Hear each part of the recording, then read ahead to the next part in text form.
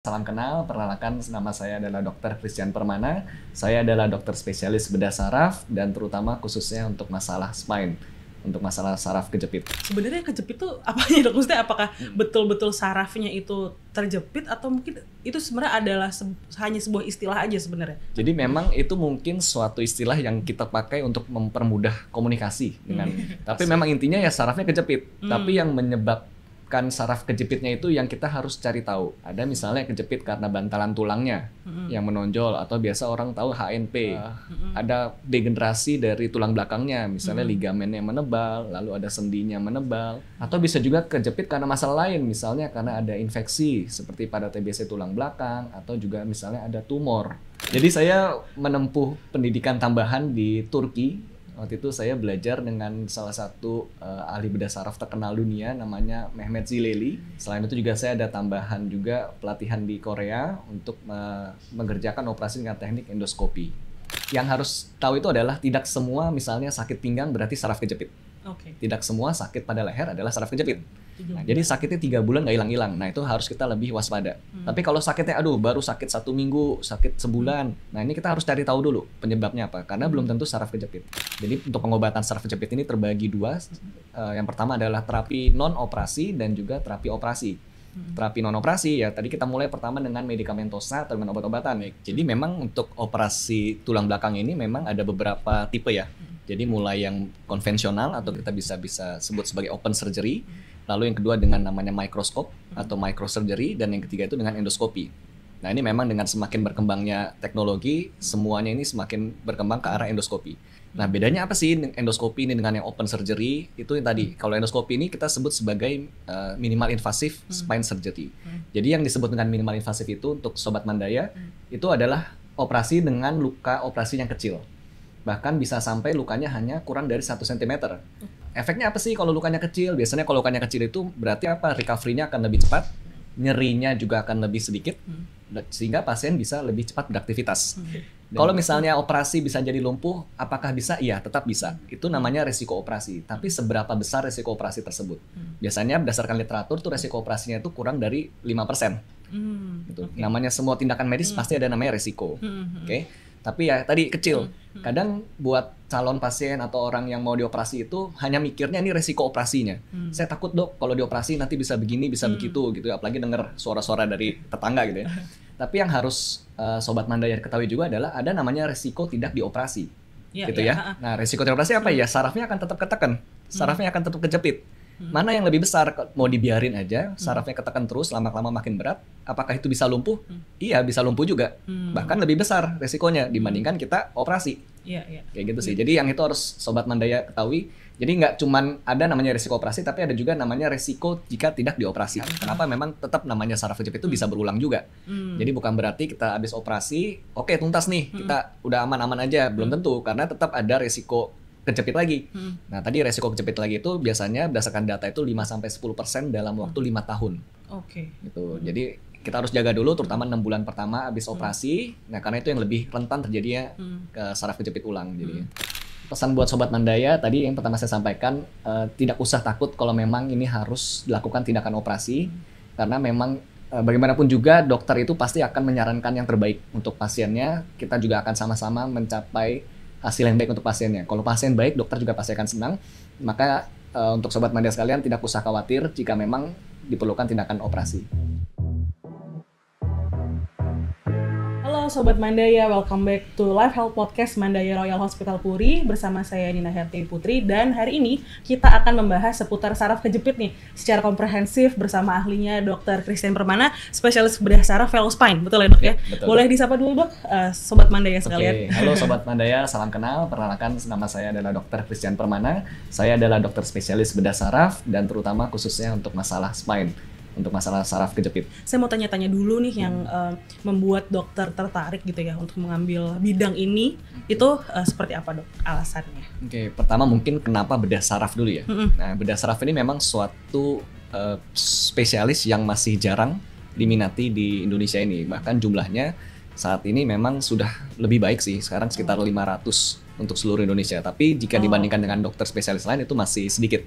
Apalagi dibandingkan dengan jumlah populasi Indonesia yang udah hampir 280 juta jiwa dengan 500 dokter spesialis bedah saraf. Itu sebenarnya masih jauh dari ideal gitu ya. Idealnya berapa tuh dok? Idealnya mungkin sebaiknya mungkin 1:10.000 ya, atau 1:100.000 itu udah jauh ya masih jauh sekali. Mungkin kalau bagusnya ada 5.000 bedah sarafnya. Masih kurang 10 kali lipat nih kayaknya. Iya betul. Gitu. Oke. Nah kalau kenapa saraf kejepit, saya memang fokusnya lebih banyak tertarik dan belajarnya pun memang lebih banyak di masalah spine. Gitu. Kenapa? Karena saya lihat memang kasus untuk masalah saraf kejepit ini itu jauh lebih banyak dibandingkan memang masalah-masalah yang ada kelainan di otak. Jadi bedah saraf itu kan menangani masalah otak dan juga spine atau saraf kejepit. Nah kasus saraf kejepit itu jauh lebih banyak dibandingkan tadi masalah di otak. Jadi memang itu kenapa saya tertarik sekali di bidang saraf kejepit ini. Gitu. Bahkan katanya kalau nggak salah sampai pelatihan ke luar negeri gitu dok ya, betul ya? Iya betul. Sempat kemana aja nih dok? Jalan-jalan sekalian belajarnya? Iya gitu. benar, jalan-jalan sekalian belajar. Jadi saya menempuh pendidikan tambahan di Turki. Waktu itu saya belajar dengan salah satu ahli bedah saraf terkenal dunia namanya Mehmet Zileli. Nah jadi saya belajar terutama sama dia. Jadi banyak sekali pengalaman, ilmu dan juga insight dari dia itu yang akan saya bawa terus sampai saya akan praktek seterusnya. Selain itu juga saya ada tambahan juga pelatihan di Korea untuk mengerjakan operasi dengan teknik endoskopi. Kalau misalnya kita bicara tentang saraf kejepit gitu kan, sebenarnya kejepit itu apanya dok? Maksudnya apakah betul-betul sarafnya itu terjepit atau mungkin itu sebenarnya adalah hanya sebuah istilah aja sebenarnya atau gimana dok? Jadi memang itu mungkin suatu istilah yang kita pakai untuk mempermudah komunikasi dengan pasien, dengan sobat mandaya sekalian gitu ya. Karena kalau kita jelaskan bahasa medis agak susah tuh. Tapi memang intinya ya sarafnya kejepit. Tapi yang menyebabkan saraf kejepitnya itu yang kita harus cari tahu. Karena ada banyak penyebabnya kenapa sarafnya itu kejepit. Ada misalnya kejepit karena bantalan tulangnya yang menonjol atau biasa orang tahu HNP. Ya, ada yang kejepitnya karena memang ada degenerasi dari tulang belakangnya, misalnya ligamennya menebal, lalu ada sendinya menebal. Nah itu biasanya disebutnya dengan lumbal stenosis untuk masalah pinggang atau leher, cervical stenosis. Atau bisa juga kejepit karena masalah lain, misalnya karena ada infeksi seperti pada TBC tulang belakang atau juga misalnya ada tumor pada tulang belakang. Nah itu juga semua menjepit saraf. Jadi kadang kita menyebut saraf kejepit itu sebagai bahasa yang awam agar mudah disampaikan ke pasien, seperti itu dok. Oke. Jadi tapi kalau secara normal, jadi sebetulnya susunannya itu gimana sih dok normalnya sebenarnya? Misalnya ini tulang belakang, terus ini tulang belakang, di tengah-tengahnya itu ada bantalan dan ada sarafnya gitu. Iya. Kalau bantalannya menipis, dia bisa kejepit antar tulang gitu ya. Nah kalau misalnya sarafnya udah kejepit nih, biasanya tuh yang dirasain itu apa sih dok? Selain kalau nyeri kan biasa iya gitu, tapi apa ada gejala lain nggak yang lebih khas gitu? Oke, baik. Jadi kalau untuk saraf itu biasa kita bagi menjadi 3 bagian besar. Yang pertama adalah gangguan sensorik. Gangguan sensorik itu tadi bisa yang paling sering adalah nyeri. Tapi selain nyeri bisa juga pasien rasanya kesemutan. Rasanya aduh dok nih baal nih, atau bahkan nggak bisa merasakan sama sekali. Itu yang udah lebih berat. Nah kadang juga ada beberapa pasien merasa kakinya tuh panas terus. Panas terus rasanya. Ini kok beda dok, nih panas rasanya nggak nyaman. Nah itu adalah masalah di sensorik. Nah kalau yang kedua itu adalah masalah di motorik. Motorik itu adalah fungsi kekuatan dari ototnya. Jadi biasanya kalau sudah terkena fungsi motoriknya, maka ada kelemahan dari fungsi otot tersebut. Jadi biasanya jalannya jadi susah, jadi ada kekuatan kakinya berkurang. Bahkan yang ketiga itu ada namanya gangguan fungsi otonom. Nah, gangguan fungsi otonom ini itu bisa menyebabkan gangguan fungsi buang air kecil dan juga buang air besarnya. Oh, sampai ke situ juga ya bisa, dok berarti ya? Bisa. Atau bahkan pada laki-laki bisa terjadi disfungsi ereksi juga bisa terjadi karena saraf kejepit ini. Oh, gitu. Tapi berarti biasanya nih kalau dokter lagi praktek, pasien datang tuh dengan keluhannya biasanya apa yang paling sering tuh apa? Paling sering nyeri memang. Nyeri. Ya. Okay. Kenapa kalau pinggang atau punggung bagian bawah itu paling sering? Itu penyebabnya karena dia berada di paling bawah. Jadi dari susunan tulang belakang kita paling bawah itu namanya pinggang atau lumbal. Nah, karena dia paling bawah, maka fungsinya dia sebagai penopang berat badan, gitu ya. Nah, itu makanya paling sering terjadi masalah di lumbal. Nah, yang kedua tersering adalah di bagian cervical atau leher. Leher ya. Nah, kalau leher ini karena bagian leher kita adalah bagian tulang belakang yang paling mobile. Dia paling sangat mudah bergerak, bisa ke kiri, ke kanan, segala macam. Nah, itu juga makanya sangat rentan terjadi saraf kejepit di bagian leher. Seperti itu, dok. Jadi gini, dok. Jadi yang harus kita bedakan juga terutama untuk sobat mandaya sekalian, yang harus tahu itu adalah tidak semua misalnya sakit pinggang berarti saraf kejepit. Tidak semua sakit pada leher adalah saraf kejepit. Nah ini kadang yang salah persepsi gitu ya. Nah kebanyakan justru masalah sakit pinggang, apalagi kalau masih baru-baru nih kejadian. Jadi berdasarkan waktu itu dibagi tuh dok. Ada yang namanya akut, ada yang namanya subakut dan kronis. Kalau yang dibilang kronis itu udah sampai 3 bulan. Jadi sakitnya 3 bulan nggak hilang-hilang. Nah itu harus kita lebih waspada. Tapi kalau sakitnya baru sakit 1 minggu, sakit sebulan. Nah ini kita harus cari tahu dulu penyebabnya apa. Karena belum tentu saraf kejepit. Paling sering malah adanya masalah di otot. Misalnya apa? Contohnya salah tidur. Nah itu paling sering tuh, bangun tidur sakit lehernya. Jangan-jangan saya saraf kejepit. Nah itu yang belum tentu. Belum tentu saraf kejepit. Nah itu yang harus Sobat Mandaya harus ketahui juga. Tapi berarti untuk membedakan itu nggak bisa dibedakan hanya dari gejalanya aja dok ya, berarti kayak harus dites lain-lain dan sebagainya, misalnya di ronsen dulu kah atau apa gitu dok ya berarti ya? Betul, jadi memang kita lihat dari durasinya tadi, kalau apalagi sudah sampai kronis, sudah sampai 3 bulan, lalu juga kita lihat memang nyerinya sesuai dengan adanya perjalanan nyeri saraf kejepit, maka juga ditambah dengan pemeriksaan, terutama pemeriksaan MRI, nah itu baru kita bisa menegakkan, ini benar, ini ada saraf kejepit. Oke, misalnya udah bener nih, ternyata bener nih saraf kejepit dari hasil pemeriksaan dan sebagainya gitu. Apa yang harus kemudian dilakukan oleh pasien, atau biasanya dokter akan langsung memutuskan untuk operasi atau ada perawatan konservatif dulu sebelumnya? Ya, jadi memang itu semua akan tergantung dari kasus per kasus. Jadi akan berbeda setiap pasiennya. Kalau memang gejalanya masih ringan, saraf kejepitnya ringan, tentu kita akan menyarankan dengan medikamentosa atau dengan obat-obatan terlebih dahulu. Jadi untuk pengobatan saraf kejepit ini terbagi 2. Yang pertama adalah terapi non-operasi dan juga terapi operasi. Terapi non-operasi ya tadi kita mulai pertama dengan medikamentosa atau dengan obat-obatan. Biasanya itu nanti akan diberikan obat anti nyeri, obat untuk melemaskan otot gitu ya. Nah nanti kalau dengan obat ternyata sudah membaik, ya udah berarti sudah sembuh. Tapi kalau ternyata dengan obat-obatan belum membaik, kita bisa melanjutkan terapinya. Misalnya dengan apa? Dengan fisioterapi. Dengan fisioterapi, dengan akupuntur atau alternatif lainnya. Kalau misalnya namanya saraf kejepit itu berarti ada kelainan anatomi, ada kelainan bentuk yang menekan sarafnya. Dengan obat-obatan jelas tidak bisa memperbaiki tersebut. Tapi karena saraf ini kejepit, maka saraf itu dia memberikan reaksi inflamasi atau radang. Nah itu yang kenapa orang merasa nyeri. Jadi obat-obatan tujuannya untuk meredakan peradangan tersebut. Nah itu biasanya membaik tuh nyerinya. Tapi apakah masih kejepit? Ya sebenarnya masih. Gitu. Tapi tidak membuat radang pada sarafnya.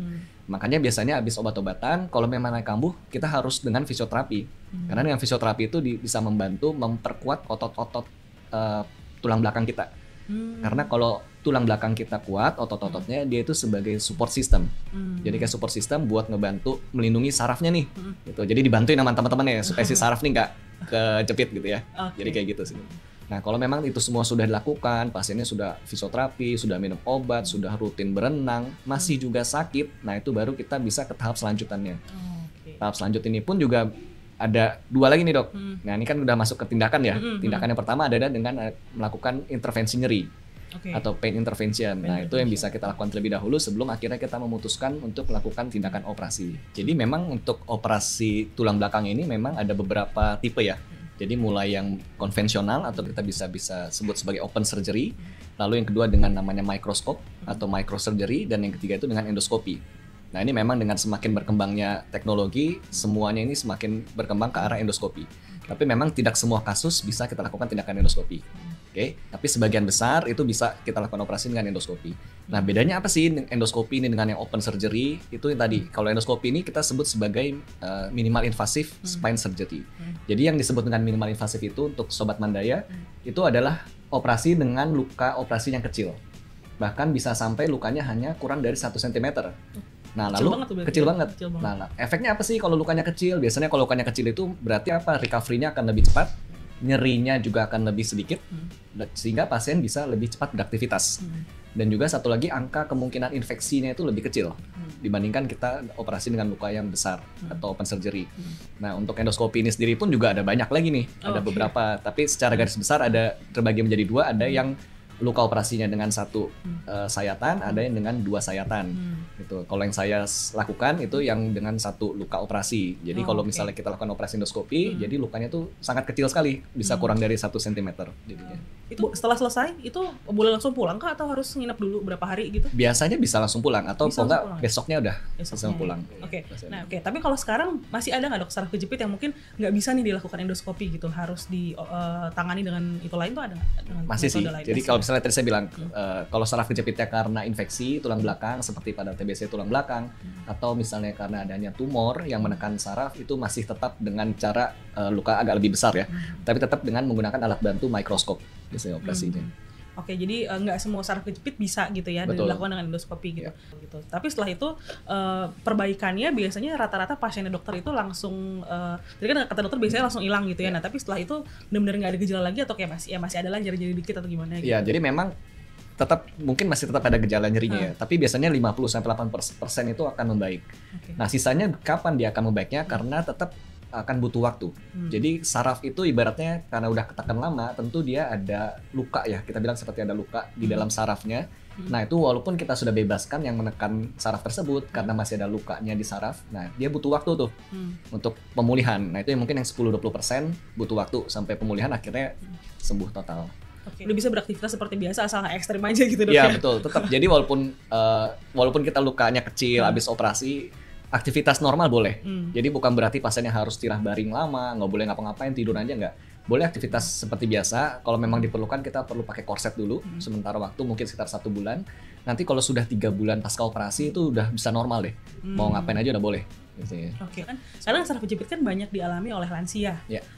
Nah, lansia itu kan biasanya sudah banyak kondisi komplikasi lainnya gitu lah ya, yang penyakit kronisnya. Itu apakah bisa juga dilakukan endoskopi seperti itu atau seperti apa? Oke, jadi untuk operasi endoskopi sebenarnya tidak ada batas usia ya. Jadi bukan berarti kalau usia sekian tidak bisa di endoskopi, tidak. Tapi kita menilai pasien itu secara keseluruhan. Walaupun misalnya usianya sudah 70, 80 tahun, tapi fungsi jantungnya, fungsi paru-parunya, fungsi ginjal semuanya bagus. Itu semua nggak ada menjadi halangan buat lakukan tindakan endoskopi. Karena kan nanti sebelum operasi itu semua akan dicek. Nanti akan dibantu sama dokter penyakit dalam, dokter jantung, diperiksa semua kira-kira ini walaupun usianya lanjut tapi kira-kira masih layak atau enggak, atau resiko operasinya bagaimana gitu. Paling tua dokter pernah menangani pasien usia berapa nih dok? Paling tua 85 tahun pernah. 85 tahun? Iya.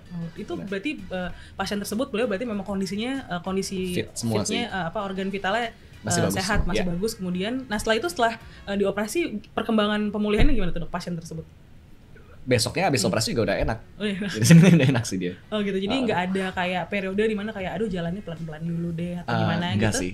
Enggak ya. Enggak. Soalnya gini dok, masih banyak nih gitu ya. Sebenarnya dia saraf kejepit nih, udah lama gitu kan, udah dipijit, udah di fisioterapi, akupuntur dan lain sebagainya. Masih belum baik, tapi takut banget mau dioperasi gitu. Nah, karena katanya, soalnya nanti takut habis operasi nggak bisa jalan. Kan kadang-kadang suka gitu. Nah itu dokter ada bantahan nggak terkait mitos-mitos tersebut gitu dok? Ya, jadi mungkin bukan bantahan ya, tapi lebih ke meluruskan mitos tersebut. Ini dibilang mitos iya, dibilang fakta iya. Kalau misalnya operasi bisa jadi lumpuh, apakah bisa? Iya, tetap bisa. Itu namanya resiko operasi. Tapi seberapa besar resiko operasi tersebut? Biasanya berdasarkan literatur tuh resiko operasinya itu kurang dari 5%. Gitu. Namanya semua tindakan medis pasti ada namanya resiko. Tapi ya tadi kecil resikonya. Nah ini yang saya mau sampaikan juga terutama buat Sobat Mandaya. Kadang buat calon pasien atau orang yang mau dioperasi itu hanya mikirnya ini resiko operasinya. Saya takut dok kalau dioperasi nanti bisa begini, bisa begitu gitu. Apalagi dengar suara-suara dari tetangga gitu ya. Tapi yang harus Sobat Mandaya ketahui juga adalah ada namanya resiko tidak dioperasi. Gitu ya. Nah resiko tidak dioperasi apa ya? Sarafnya akan tetap ketekan. Sarafnya akan tetap kejepit. Mana yang lebih besar? Mau dibiarin aja, sarafnya ketekan terus, lama-lama makin berat. Apakah itu bisa lumpuh? Iya, bisa lumpuh juga. Bahkan lebih besar resikonya dibandingkan kita operasi. Kayak gitu sih. Jadi yang itu harus Sobat Mandaya ketahui. Jadi nggak cuman ada namanya resiko operasi, tapi ada juga namanya resiko jika tidak dioperasi. Jadi lama-kelamaan ya sarafnya akan makin lama ketekan atau di tempat yang lain ya. Kalau yang memang semakin lama makin kejepit, makin berat. Nah itu yang tadi bilang, yang tadinya hanya nyeri saja atau mungkin kesemutan, hanya gejala sensorik. Lama-lama mulai kena nih ke gejala motoriknya, kakinya mulai lemes, mulai nggak kuat tenaganya, atau yang paling berat ya bisa sampai gangguan tadi fungsi otonomnya, buang air kecil, buang air besar terganggu. Nah kalau itu yang lebih fatal tuh, karena kalau sudah sampai terganggu buang air kecil, buang air besarnya, kalau nggak cepat segera dioperasi itu nggak balik normal. Gitu. Dan justru biasanya itu malah lebih tinggi resikonya ya. Betul. Mungkin orang mikirnya 5% ya, tidak berpikir 95% ya gitu dok. Iya, benar. Nah dok selanjutnya gitu ya, mungkin ada satu lagi nih ketakutan gitu ya, terutama untuk orang-orang yang usianya lebih muda gitu atau lebih aktif gitu. Takutnya mereka mungkin berpikir kalau saya dioperasi nanti recovery-nya lama nih, atau habis operasi oke nih bisa gerak lagi, bisa nggak nyeri lagi, tapi masih bisa maraton lagi nggak ya? Ya tadi sih kalau saya bilang tetap masih bisa. Tapi memang nggak bisa dalam waktu habis operasi ya. Jadi oke. tetap akan tentu recovery. Apalagi kalau memang orangnya aktif banget olahraga segala macam, ya mungkin kita akan butuh waktu 6 bulan setelah operasi mulai boleh berlatih lagi gitu. Tapi untuk awal-awal ya jangan terlalu effortnya terlalu kuat juga buat latihan. Kenapa? Memang tetap namanya saraf kejepit itu bisa berulang juga. Jadi bukan berarti kita habis operasi, oke tuntas nih, kita udah aman-aman aja. Belum tentu, karena tetap ada resiko kejepit lagi. Nah, tadi resiko kejepit lagi itu biasanya berdasarkan data itu 5-10% dalam waktu 5 tahun. Oke. Gitu. Jadi kita harus jaga dulu terutama 6 bulan pertama habis operasi. Nah, karena itu yang lebih rentan terjadinya saraf kejepit ulang jadi. Oke, nah mungkin itu bisa jadi pertimbangan juga untuk spare waktu gitu dok ya. Maksudnya kapan mulai olahraga lagi untuk merencanakan kan biasanya kalau misalnya mau ikut lomba-lomba apa kan persiapannya lama kan gitu dok. Apalagi kalau misalnya kayak mau ikut yang di Jepang atau yang di Berlin gitu kan, itu kayak biasanya butuh persiapan lama. Oke, nah tadi dokter sempat mention soal kambuh gitu. Nah biar nggak kambuh atau mengurangi risiko kambuh itu apa yang harus dilakukan dok? Oke, jadi kalau buat risiko kambuh pada saraf kejepit yang pertama itu masalah berat badan. Oke, jadi karena kalau berat badannya over atau obes, maka beban ke tulang belakang itu kan akan semakin tinggi. Jadi resiko buat kamunya besar. Yang kedua itu merokok. Ini merokok. Nah, merokok itu dia sangat mempengaruhi nutrisi atau oksigenasi, mengatakan oksigen ke bantalan tulang kita. Jadi kalau bantalan tulang kita kurang oksigen, maka dia lebih rentan terjadinya penonjolan sehingga saraf kejepit. Dan yang ketiga ya postur tubuh. Gitu, postur tubuh kita harus jaga. Biasanya paling sering ya memang kalau orang yang kerja kantoran, duduk lama itu kan sering banget nggak sadar tuh postur tubuh di depan komputer terus kerja. Nah, itu juga meningkatkan resiko bisa saraf kejepit lagi.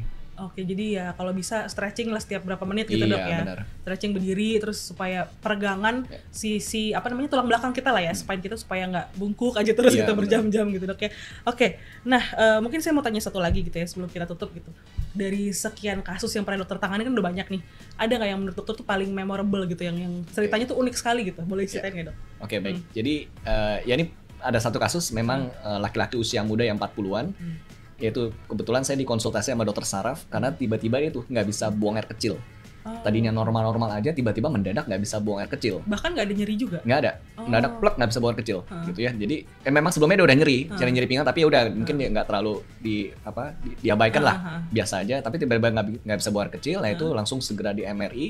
Itu memang ada namanya cauda equina syndrome. Jadi memang saraf kejepit yang menekan ke saraf kencing sama buang air besar tadi saya bilang. Itu langsung operasi emergensi, langsung nggak berapa lama langsung cepat operasi. Ya untungnya besoknya udah balik lagi. Itu dia berapa lama dok? Itu akhirnya maksudnya sempat tidak buang air kecil gitu? Berapa jam? Jadi hampir seharian kok nggak kencing gitu kan. Nah itu udah langsung cepat-cepat. Untungnya dokter sarafnya juga cukup ini ya tahu lah gejalanya, dia langsung cepat MRI, langsung konsultasi ke saya.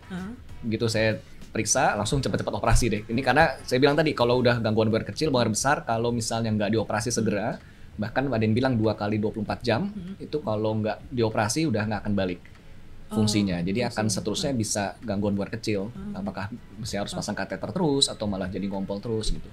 Oh wow, itu manifestasi saraf kejepit yang nggak banyak orang tahu kan dok? Bener, memang angkanya kecil.